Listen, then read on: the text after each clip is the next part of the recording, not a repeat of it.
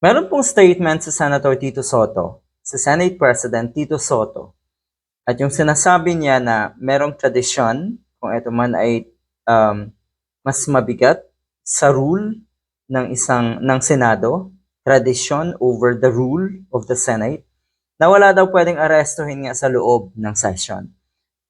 Siyempre, among the senators, kung meron mang dapat arestuhin nga. So kung ganon, bakit nagtatago si Bato? Manatili na lang siya sa loob ng Senado. Pwede kaya yun? Meron tayong balita na mukhang hindi na rin magpapakita daw sa Senado etong si Bongo. Huwag niyong minosen or i-underestimate yung kakayahan ng ating mga arresting officer, kapulisan, PNP, NBI. Huwag niyo pong masyadong maliitin. Dahil kahit saan kayo magtago, ay siguradong matutuntun kayo. Ang totoo niyan, si Bato daw ay minamanmanan madalas at mukhang anytime na lumabas nga yung warrant of arrest, madali na lang na mapupusasan etong si Bato de la Rosa. Ganyan din sigurado ang mangyayari kay Mr. Bongo. Paano kung ang sumunod ay si Sara Duterte? Walay, nagdeklara na pa man din.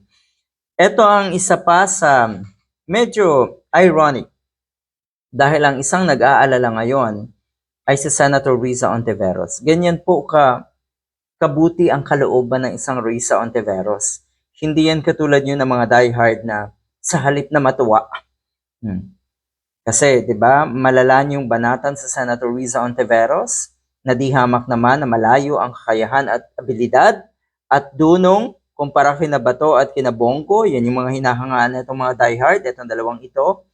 At ang kanilang iniinsulto at minamaliit ay ang isang Senator Risa Ontiveros na di hamak rin na mas may nagagawa at alam ang kanyang trabaho sa Senado.